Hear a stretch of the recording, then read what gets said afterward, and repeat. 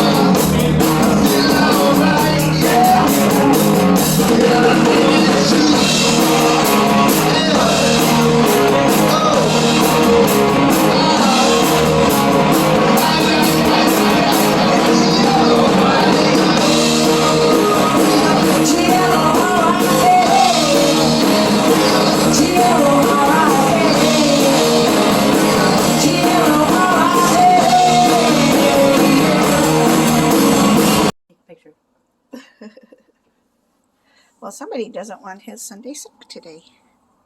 Look at that. Oh, he's gonna fall. Silly. There he goes. What you gonna do? Hide from mother?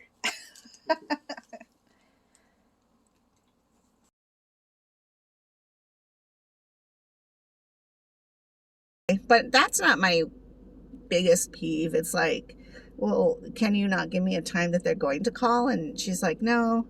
And I said, what happens if I miss the call? And she says, well, then you just have to call them. And I said, and I did that. And they said that there was an overwhelming amount of time. So I needed to keep calling back and calling back and calling back and calling back. And it's been days. And so that's why I was basically forced to come in here, which I should not be in here. It's just wild to me. And then she's like, I'm just sorry, we can't give you a time. And I'm like, but okay, so here's my thing. I'm on dialysis. That means when I do my connections, when I am doing my exchanges, then I can't be messing with my phone. That's like not sterile. I have to stay sterile. And that's the only reason I'm asking for time, because then I can work around when I need to be touching my really filthy, dirty phone, which is not dirty and filthy, but it's another avenue for germs. And she's just like, no, we don't make any appointments. And then she was just kind of like, oh, I don't need to know that. And I'm like, yeah, you do actually, because that's important for you guys to know. And I just feel like I need to advocate for people on dialysis who are dealing with DES, because they just have no idea what we have to go through, especially when you're on PD dialysis, and especially when you have to have such an important phone call come in and then not know when that happens. Like, what if I had to babysit Charlie today? Or what if I had you know, like everything comes to a dead stop because I have to receive this phone call is basically what's going to have to happen. I can still do my exchanges and I'll figure it out. But if I was like, I don't know, like a 70-year-old grandma on dialysis trying to do the exchanges, it would be frustrating to me to know that I can't, I don't know, like, why can't you make an exception for people who are on disability in a situation where sterilizing the environment is like our number one priority? That makes me so mad that they just have no idea. I mean, it makes me mad that like nobody thought of it, but you know, it's a whole different thing. When it's other sicknesses, I guess. I don't know. Maybe there's no way to decide, you know, what sickness takes precedent over other people, or if there's such a thing like, oh, because I don't have kidney disease and I have to wait for you guys to call me whenever. Yes, you do, because you're not in a sterile situation. I don't know. Maybe I'm just tired and I just need to pick a fight with somebody. I don't know. Maybe that could be it. You know, I have days like that where it's like just overwhelmingly frustrating because people just don't know. They don't understand. And I did tease her at the end and I was like, you know what? Drink your water so you don't end up in a situation like me on disability trying to get some assistance and then having to risk yourself with sterilization and risk factors and bacterias because all you're trying to do is to help your family. Drink your water. Anyways. So now I'm headed back home because it's time to do the exchange again. And I get to go see Beth tomorrow, which means that I need to do my collection. Last week I had such a severe headache and like a congestion thing. And Donnie, by the way, is doing so much better. That amoxicillin really kicked whatever he had butt. So it's pretty much out of his system.